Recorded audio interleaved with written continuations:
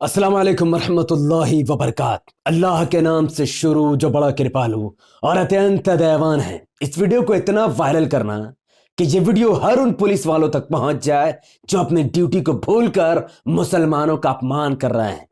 बात पहले छत्तीसगढ़ के रायपुर से, जहां पर राम भक्तों ने एक मस्जिद के इमाम को पकड़कर पीट पीट कर लहूलुहान कर दिया।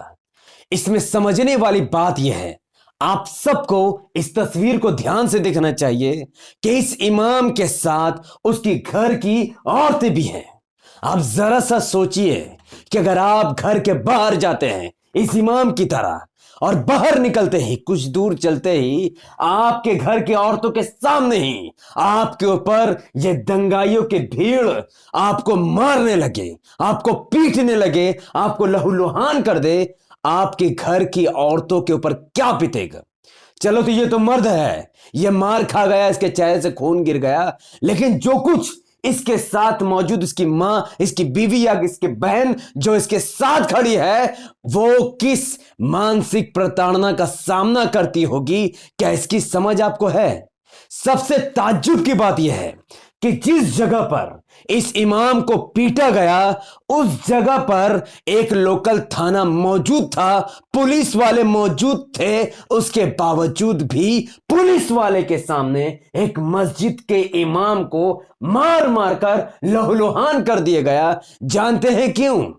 क्योंकि ये एक मुसलमान है और ये जो दंगाई भीड़ है ये जानते हैं कि एक मुसलमान का इस देश में कोई हैसियत नहीं है। हालांकि भारत में 25 करोड़ मुसलमानों की आबादी है, लेकिन ये लोग जानते हैं कि 25 करोड़ होने के बावजूद भी ना मुसलमानों ने कभी ओवैसी साहब को अपना नेता माना और ना आने वाले वक्त में मानेंगे। चनांचा एक मुसलमान की हैसियत इन लोगों ने जानवर से भी बदतर कर दी है और जब चाहते हैं, जहां चाहते हैं, जिस जगह पर चाहते हैं, किसी भी मुसलमान को पकड़कर तोड़ देते हैं, उसको मार मार कर लहू लुहान कर देते हैं।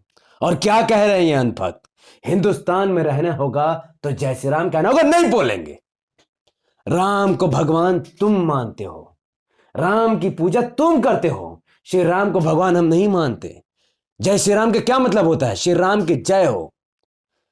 एक श्री राम जी इस दुनिया में आए, अन्याय के खिलाफ लड़ाई लड़ी, फिर मर गए और चले गए। तो जो इंसान इस दुनिया में है ही नहीं, जो पैदा हुआ हो, जो मर जाए, वो भगवान कैसे हो सकता है?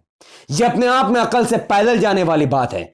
तुम ये नारा लगाते हो मुसलमान इसका सम्मान करता है क्योंकि संविधान तुम्हें इस बात की इजाजत देता है। बाबा साहेब अंबेडकर का संविधान तुम्हें इस बात की इजाजत देता है कि तुम जय श्री राम के नारे लगाओ। तुम लगाते हो, लेकिन तुम मुसलमानों को कहोगे कि हिंदुस्तान में रहना होगा तो जय श्री राम कहना होगा। ये बातें तुम्हें शोभा नहीं देती। आरएसएस की बुनियाद देश की आजादी से पहले रखी गई। देश के आजाद होने तक आरएसएस ने, संघ समाज ने अंग्रेजों के तलवे चाटे होंगे। तुमने, आरएसएस के तुम्हारे बाप दादाओं ने तलवे चाटे हैं।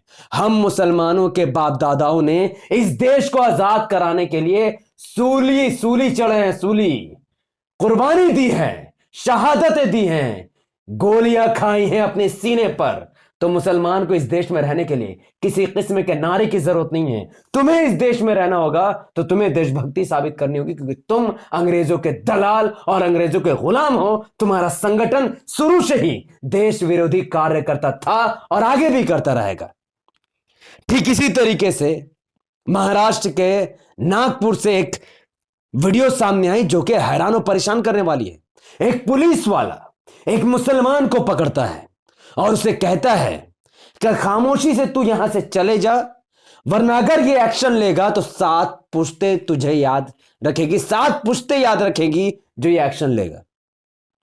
इस वीडियो को इस पुलिस वाले तक जरूर पहुंचाना, क्योंकि मैं इसे कहना चाहता हूं कि तुम इंस्पेक्टर हो या सब इंस्पेक्टर हो, एसपी हो या डीएसपी हो या कमिश्नर हो, तुम भारत के जनता के गुलाम हो, शहंशाह नहीं। जिस व्यक्ति को यह पुलिस वाला डरा धमका रहा है, सामने वाले को मुस्लिम समझकर, असल में वो भारतीय नागरिक है और तुम उसके नौकर हो। तुम्हारे जिस्म की वर्दी तुमने जो पैंट पहनी है और तुम्हारा जिस्म में जो जूता जो तुमने पहना है वो सब उस भारतीय नागरिक की देन है। ये भारतीय नागरिक मेहनत की कमाई जो इसके टैक्स से पैसा जाता है, उन 25 करोड़ मुसलमानों का टैक्स का पैसा भी तुम्हारी वर्दी में, तुम्हारे जूते में, तुम्हारे बेल्ट में, और तुम्हारे पास जो बंदूक है और तुम्हें जो सैलरी मिलती है जिससे तुम घर चलाते हो, वो हिंदू धर्म के पैसा सिर्फ नहीं है, उसमें 25 करोड़ मुसलमानों का भी पैसा शामिल है। तो अगर इन पुलिस वाले सज्जन को मुसलमानों से नफरत है तो उतार के फेंक दो इस वर्दी को और जाओ पंडित बनकर किसी मंदिर में पुजारी का काम करो, या फिर भारतीय जनता पार्टी ज्वाइन हो जाओ। पर इस वक्त ये वर्दी तुम्हें सूट नहीं करती क्योंकि तुम देश विरोधी काम कर रहे हो। How dare you! तुम कैसे किसी मुसलमान को हाथ पकड़कर झटक सकते हो? कैसे किसी भारतीय नागरिक से तू ताक करके बात कर सकते हो? किसने तुम्हें यह अधिकार दिया है?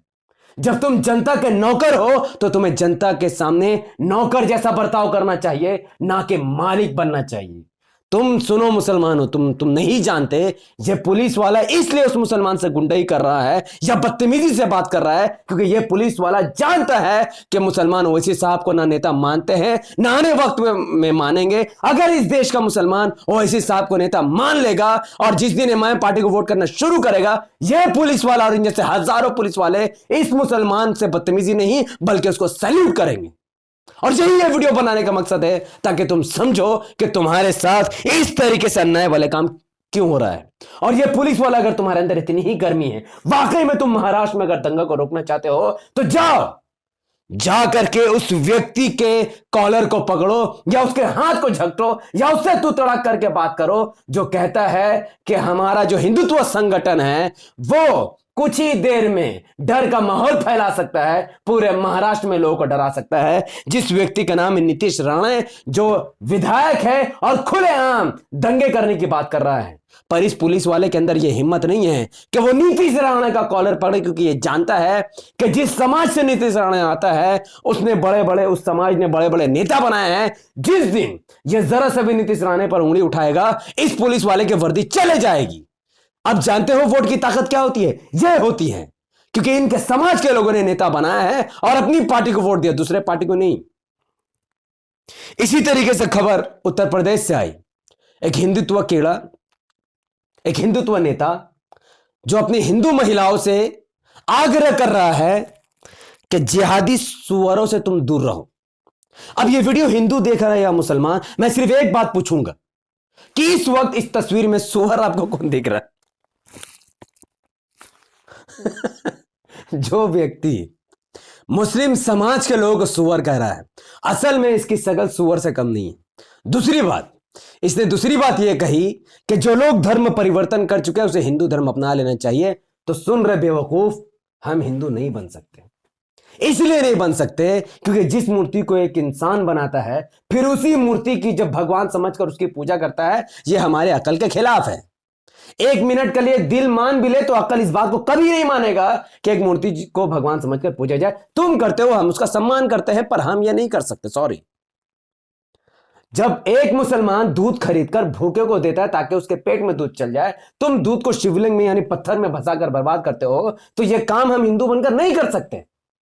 हम मुसलमान हैं, मुसलमान ही रहेंगे क्योंकि जिसने इस दुनिया को बनाई है ना, हम उसकी पूजा वंदना करेंगे, ना कि उसकी जिसकी तुम करते हो। यह हो ही नहीं सकता। तो इसीलिए भूल जाओ कि मुसलमान मूर्ति पूजा करेगा। तुम करते हो, तुम्हारा सम्मान हम करते हैं, लेकिन हम नहीं करेंगे। उकसाओ मत हमें। उसी तरीके से मीरा रोड में काफी हिंसा हो रही है, आपको खबर भी आती होगी। इसीलिए मैं वीडियो बना भी ना, क्योंकि हिंसक वीडियो नहीं बनानी चाहिए। लेकिन उस मीरा रोड में खड़े होकर जानते हैं, जिहादियों को गोली मारो सालों को नारा लग रहा है। लाउड स्पीकर माइक लेकर नारे लगा रहे जा रहे हैं, मीरा में रहने वाले जिहादियों को गोली मारो सालों को। यह जानता भी है जिहाद क्या होता है। अन्याय के खिलाफ लड़ने वाले को जिहादी कहते हैं। और इस वक्त भारत के 25 करोड़ मुसलमानों को भी जिहादी नहीं बोला जा सकता है। जिहाद होता क्या इनको नहीं पता और जिहादी कह रहे हैं। क्यों जिहादियों को गोली मारो सालों को? मैं जिहाद कर रहा हूं इस वक्त क्योंकि मैं अन्याय के खिलाफ बोल रहा हूं। जो बलात्कारियों के खिलाफ लड़ता है, जो भ्रष्टाचारी के खिलाफ लड़ता है, वो जिहाद कर रहा है।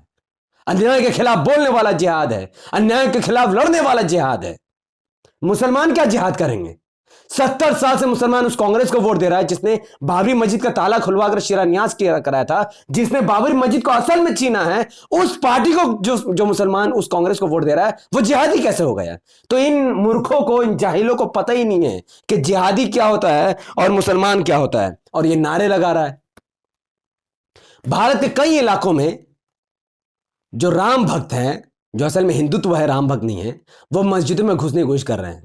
अरे बेवकूफ गधे, जब मुसलमान अपना जमीन तुम्हें दे ही चुके हैं, मंदिर जब बन ही चुके, तो मस्जिदों में क्यों घुस रहे हो यार? क्या लेना देना तुमको मस्जिद से? एक मस्जिद की जमीन तो तुम्हें मिल गई, वहां पर उन मस्जिद की जमीन में तुमने भगवान को वहां रख दिया, पूजा कर रहे हो, तो जाओ जाकर राम मंदिर में घुसो। ये हमारी गलती थोड़ी है कि मोदी जी अकेले पूजा पाठ कर रहे थे। 22 जनवरी को ये सब कांड हुआ क्योंकि 22 जनवरी को मोदी जी के अलावा किसी भी भक्त को अंदर घुसना अलाउड नहीं था। तो तुम्हें राम मंदिर में घुसना चाहिए था, मस्जिद में क्यों घुस रहे हो? मुझे पता है कि इनको भी पता है कि सुकून सिर्फ मस्जिद में मिलेगा। राम जी को भी सुकून मस्जिद की ही जमीन में आया। ऐसे तो पूरे भारत की जमीन खाली है, पर नहीं, सुकून वही मिला जहां पर बाबरी मस्जिद थी। हालांकि सबको पता है वहां पर कभी राम मंदिर थी ही नहीं। तो तुम्हें भी सुकून चाहिए तो मस्जिद के अगर अंदर घुसना है तो मुसलमान बन जाओ, कलमा पढ़ो, मूर्ति पूजा छोड़ दो, दूध को पत्थर में बहाना छोड़ दो, भूखे को खाना खिलाओ, प्यासे को पानी पिलाओ, एक अल्लाह की पूजा वंदना करो, माँ बाप का सम्मान करो, आश्रम में मत फेंको, दहेज लेना छोड़ दो, अन्याय करना छोड़ दो और मुसलमान बन जाओ। और मस्जिद में इस तरीके से मत घुसो, अच्छा से वजू बनाकर, नहा धोकर, साफ सुथरे होकर मस्जिद में चले जाओ।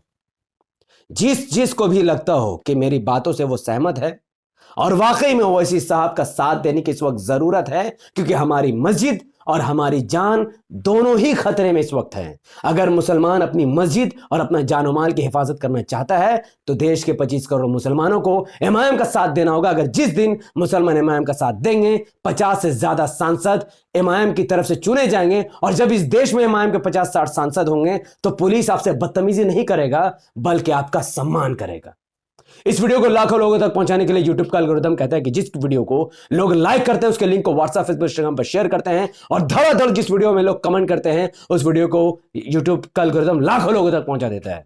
तो लाइक कीजिए, शेयर कीजिए, कमेंट कीजिए, YouTube हमारे चैनल द पॉलिटिकल को सब्सक्राइब कीजिए, बेल आइकन को हिट कीजिए। अगर आप सब इस वीडियो को हमारे Facebook channel the political news पर देख रहे हैं तो इसे लाइक और फॉलो कीजिए, 5 बड़े ग्रुप में शेयर कीजिए। मुझे अपनी दुआ में याद रखें। बहुत बहुत शुक्रिया। अस्सलाम वालेकुम रहमतुल्लाहि व बरकात। अल्लाह के सलाम रहमत बरकात अब तमाम भाइयों और बहनों पर हो। मैं अल्लाह भी पीस अपॉन